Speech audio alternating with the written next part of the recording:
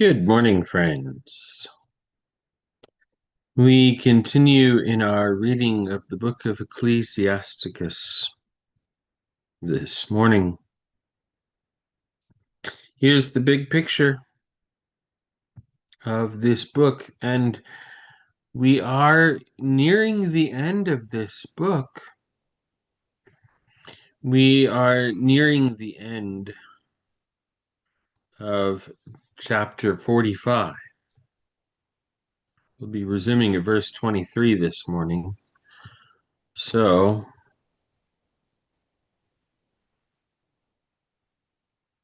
chapter 51 stands on its own as a final prayer and poem. These chapters leading up to the final chapter are an exercise in honoring the ancestors, remembering the faithful examples of those who came before.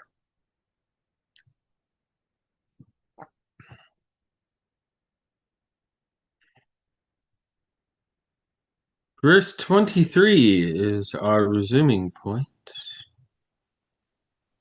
I'll be reading from the left-hand column, which is the Common English Bible. And in the right-hand column, you see the text as it is found in the New Revised Standard Version Updated Edition. I may or may not reference that as a comparison. It may just stand there as a quiet comparison. We'll see. Verse 23. There it is.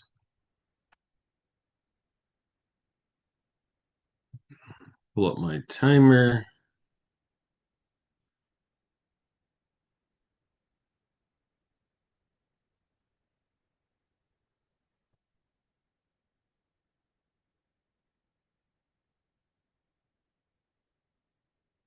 It is funny, by the way. The last time that we read, we ended with looking at Aaron in praise of Aaron the priest. Today, verse 23, we pick up with Phinehas, Eleazar's son. Who's Eleazar? Oh, right, that would be Aaron's son. So Phinehas is Aaron's grandson. There's an assumption there in the text that obviously the reader knows who Eleazar is. That obviously the reader knows why that's Aaron's son. Of course. It's not in the text. That's who it is. Let's read.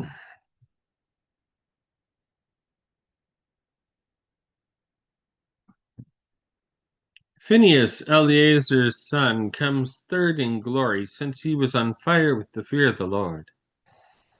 And since he stood firm when the people turned away, in the goodness and readiness of his spirit. Thus he secured reconciliation for Israel.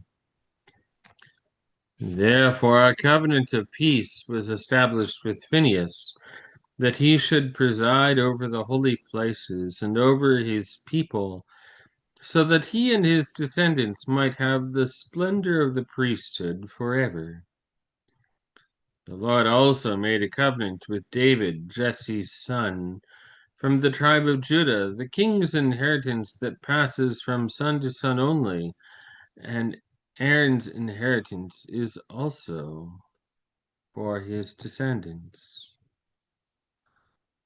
May the Lord grant you peace in your heart to judge his people justly, so that the good things they have might not vanish, and so that their glory might extend to generations to come.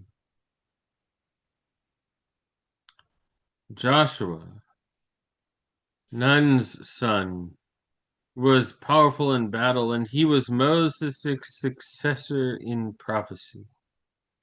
As his name suggests, he was mighty to deliver the Lord's chosen ones and to take revenge on enemies when they rose against them, so that he might give Israel an inheritance. Just pause for a moment. As his name suggests, as Christians, we might forget that that is the case, but remember Matthew, the Archangel Gabriel speaking to Joseph with directions on the naming of the child born to Mary.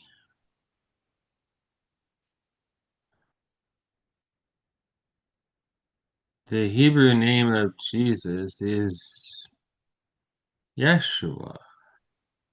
Yeshua, which can be translated as Jesus or as, oh yeah, Joshua.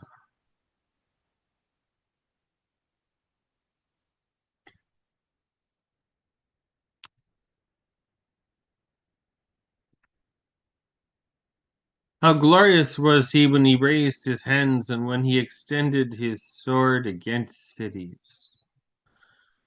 Who among those who came before stood as he did? Indeed, he fought the Lord's wars. Wasn't the sun restrained by his hand? And one day lasted for two? He called upon upon the Most High, the Mighty One, when his enemies pressed in on him from every side. And the great Lord responded to him with hailstones of mighty power. He rushed headlong against a nation in battle, and on a hill he destroyed those who opposed him, so that the nations might know how well equipped he was, because his war was fought in the Lord's presence. Indeed, he was a follower of the Mighty One. In the days of Moses, he performed acts of mercy. He and Caleb, Jephunneh's son. They opposed the congregation, restrained the people from sin, and put an end to their wicked grumbling. So out of 600,000 soldiers, the two were spared to lead the people into their inheritance, into a land of milk and honey. The Lord gave Caleb strength, and it remained with him until he was old, so that he went up to the highlands, and his descendants had it as an inheritance. In this way, all the Israelites could see that it is a good thing to follow the Lord. May the memories of the judges bring blessings, each with their own name, whose hearts remained faithful and who didn't turn away from the Lord. May their bones send forth new shoots of life from their burial places, and their names, honored by all humanity, continue in their descendants. Samuel was dearly loved by his Lord. As a prophet from the Lord, he established a kingdom and anointed rulers over his people. He judged the congregation by the Lord's law, and the Lord watched over Jacob.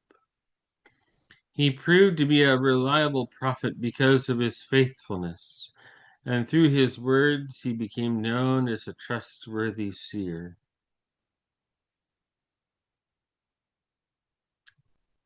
He called upon the Lord, the Mighty One, with an offering of a nursing lamb when his enemies pressed on him from every side. The Lord thundered from heaven, and he made his voice loudly heard. He destroyed the leaders of the people of Tyre and all the rulers of the Philistines. For the time of his eternal sleep, Samuel testified before the Lord and his anointed one. No property, not even a pair of sandals, have I taken from anyone. And not one person accused him. Samuel prophesied after he had fallen asleep, and he showed the king what his end would be. He made his voice heard from the ground in prophecy to wipe out the people's lawless behavior. After him, Nathan rose up to prophesy at the time of David. Just as the fat is separated from the offering of well-being, so David was set apart from the Israelites. He played with lions as if they were young goats, and with bears as if they were lambs from the flock. Didn't he kill a giant in his youth and take away disgrace from the people? When he raised his hand with a stone shot from a sling and struck down the arrogant Goliath. David called upon the Lord Most High. David called upon the Lord Most High, and the Lord gave strength to his strong arm, to do away with the mighty warrior, to assert the power of his people. For this they glorified him in throngs of thousands.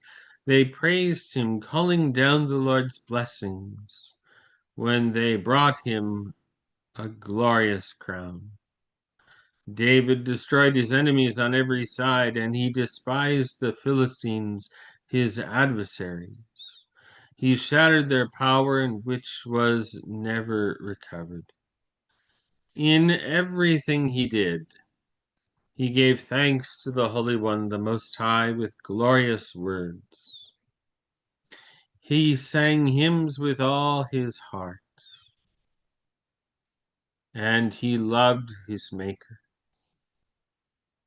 He appointed singers with harps before the altar to make sweet melody with their sounds. He brought dignity to the festivals, and he adorned the whole cycle of sacred seasons. As they were praising God's holy name, and from early morning the sanctuary resounded. The Lord took away David's sins and exalted his power forever. He established his kingdom by agreement and a glorious throne in Israel.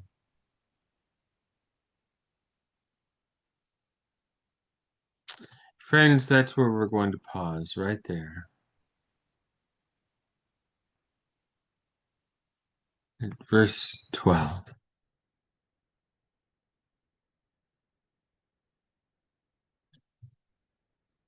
Good morning, Audrey. Good morning, Linda. Good morning, Mom. Friends, in a moment, we'll close this live down.